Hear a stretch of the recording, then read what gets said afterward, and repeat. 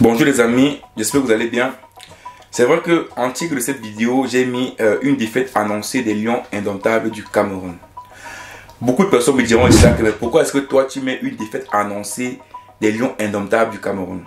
Les amis, je ne suis pas défaitiste et comme tout Camerounais, j'espère une victoire des Lions indomptables ce soir. Mais il faut qu'on soit d'accord avec ça, c'est que tous les signaux sont au rouge pour une défaite du Cameroun. Et dans cette vidéo, on va voir tous les signaux qui montrent qu'une défaite des Camerounais est quasiment certaine. Mais c'est parce que le Cameroun reste le Cameroun, c'est parce que les Lions indomptables restent les Lions indomptables, c'est parce que le Cameroun a toujours su gagner des matchs, même dans la confusion totale, même quand on ne payait pas les primes, que les Camerounais pensent qu'on peut encore réitérer ça et gagner des matchs. Mais n'oubliez pas également qu'il y a beaucoup de choses qui ont changé et que ce qui se passait bien avant peut ne plus se passer bien aujourd'hui. Dans cette vidéo, on va parler de quelques signaux pour moi qui montrent une défaite annoncée des Lions indomptables du Cameroun. Première des choses, c'est que les matchs passés ne sont pas les matchs d'aujourd'hui. Ça veut dire quoi? Ça veut dire que avant, les Lions indomptables du Cameroun gagnaient des matchs même quand ils n'avaient pas, même quand il y avait une bonne préparation, même quand les primes n'étaient pas payées, même qu'il y avait des problèmes, ils réussissaient à gagner des matchs parce que le niveau des matchs dans le passé était beaucoup plus bas. Vous avez vu le Cap-Vert lors de la CAN, vous avez vu l'Angola lors de la CAN. C'est des équipes qui jouent au ballon, c'est des équipes qui ont évolué en termes de football, donc ce sont des petites équipes. Donc, ça veut dire que gardez en esprit que si les Lions n'ont pas un apaisement autour, il n'y a pas un apaisement autour d'eux, ou bien au sein de la saison nationale, il n'y a pas, les jeux ne sont pas préparés, prédisposés. Les autres fédérations, les autres équipes africaines ont également évolué. Donc ça veut dire que si les Camerounais pensent que non, on a tous su gagner de cette manière-là, et on va dans le Cap Vert, attention, le Cap Vert a progressé. Donc si les joueurs ont intégré dans leur tête tout ce qui se passe alentour, c'est possible qu'on puisse perdre le match d'aujourd'hui. Deuxième signal qui montre que le Cameroun peut perdre ce match contre le Cap Vert, c'est bien sûr le staff technique. Marc Brice a fait la préparation de 3-4 jours avec un staff technique qui a été nommé par le ministère des Sports. Mais la FECAFOOT a remis à la FIFA le staff technique nommé par la FECAFOOT. Donc, si on s'en tient au texte de la FIFA, le staff technique nommé par Samuel Eto'o qui a été envoyé à la FIFA devra être le staff technique qui devrait être sur le banc des Lions indomptables du Cameroun. Mais Marc Brice a travaillé avec un autre staff technique. Vous imaginez bien donc qu'il n'y a pas une cohésion, il n'y a pas une synchronisation entre le staff technique de Samuel Eto'o et de la FECAFOOT et le staff technique de Marc Brice. Donc, ça veut dire quoi? Ça veut dire tout simplement que dans ce match, Marc Brice n'aura pas le staff technique nécessaire sur son banc de touche pour pouvoir bien jouer le match. Donc, pourquoi? Parce que le staff technique qui sera sur le banc de Marc Brice ne sera pas le staff technique qui a été utilisé ou bien qui a travaillé avec Marc Brice lors des préparations. Donc, si ce staff technique effectivement n'est pas sur le banc des Lions indomptables, également on voit un autre signal de défaite annoncée des Lions indomptables du Cameroun. Troisième signal qui montre également que on risque ou une défaite annoncée des Lions indomptables du Cameroun, c'est quoi? C'est que depuis aujourd'hui plus de 2 semaines, il n'y a pas un environnement sain autour de la tanière des Lions indomptables du Cameroun. Pourquoi est-ce qu'il dit ça? Parce que hier on a vu Zamboangué Saoul a dit que non, les Lions vont bien, tout se passe bien, mais on est d'accord quand même que lorsqu'ils sont dans les chambres, lorsqu'ils sont ensemble en train de manger, ils ne parlent que de ça. Ils ne parlent que de ça. Parce que lorsque Zamboangué s'est assis avec Carlos Baleba, il parle de au milieu de terrain, on va faire ça, on va faire ceci, on va jouer comme ça, tel automatisme. Non, il parle également des problèmes au sein de la tanière. Ça veut dire que le temps qu'ils pouvaient allouer pour préparer le match, ce temps-là, ils le prennent pour discuter des choses qui se passent à l'extérieur. Et ça ne donne pas une bonne préparation pour les joueurs. Donc ça veut dire que les gens disent que au contraire que ces problèmes ont permis à ce que les joueurs puissent effectivement ressentir, se solidifier et éviter de penser à l'extérieur, mais ça n'empêche que les débats au sein de la tanière, les débats au sein de la tanière également, ils doivent sûrement parler de ce qui se passe à l'extérieur, donc automatiquement il y aura un impact sur leur mental. Donc pour moi également, donc, ce troisième signal également peut expliquer le fait que les Lions indomptables peuvent perdre ce match contre le Cap-Vert.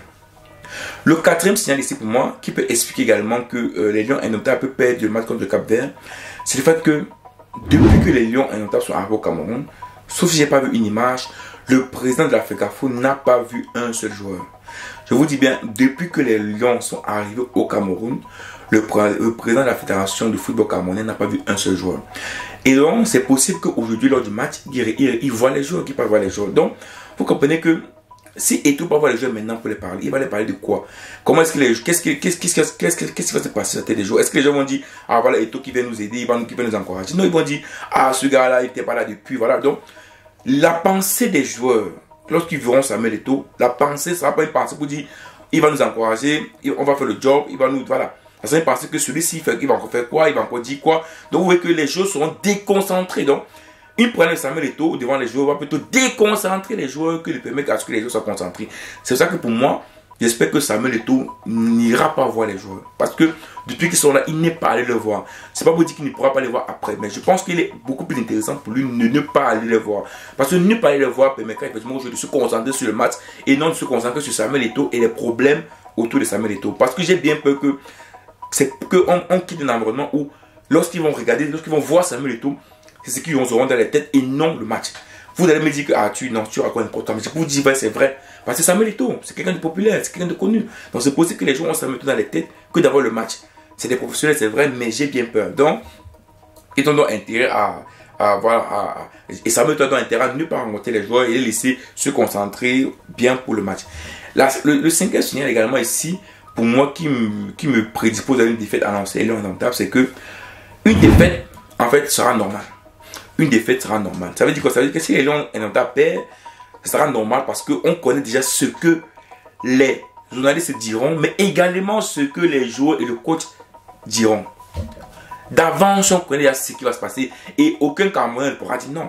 Parce qu'on sait tous que l'ambiance autour des Lions ne permettra pas aux Lions indomptables de jouer à 100%. Ça veut dire que eux-mêmes, personnellement, ils savent que même s'ils perdent le match, à un moment donné, ils savent que on a déjà l'excuse normale pour la défaite. Voilà, rien ne s'est bien passé, voilà, l'environnement, le cadre, tout. Voilà, on a déjà l'excuse prédisposée. Et quand il y a une excuse prédisposée, laissez-moi vous dire que des fois, on peut entamer le match de manière légère parce qu'on se dit que bon, même si on fait le match, c'est pas grave.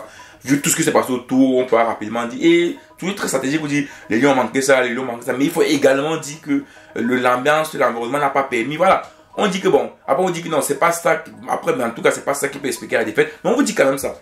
Pour que vous compreniez que dans leur prêter, dans les explications, ils vont dire, dans les justifications, voilà. Dans les justifications, ils vont dire que la défaite est due également au fait que l'environnement autour des Lions n'était pas propice pour gagner le match.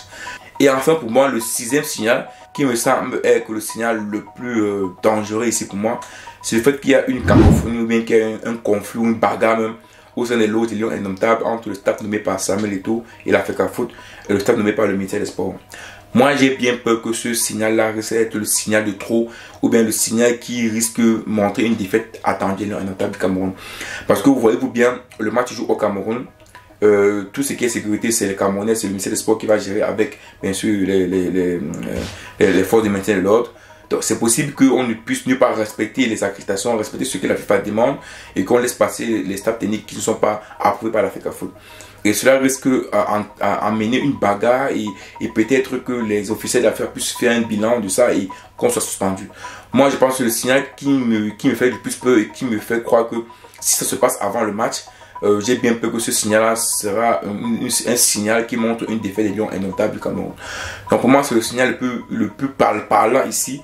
Si ça se passe avant le match, bien sûr dans les loges des Lions qui montreront que les joueurs ne seront pas du tout au stade. Vraiment, il faut que ce soit vraiment professionnel pour que les têtes soient vraiment à l'intérieur du match. Si c'est qu'il y a des cacophonies qui se passent avant le match et qu'ils voient ça, il faut vraiment être fort dans la tête pour vraiment se concentrer dans le match et avoir une victoire. Donc pour moi, ce signal-là, pour moi, sera le signal le plus sérieux et qui peut entraîner une défaite annoncée des Lions indomptables du Cameroun.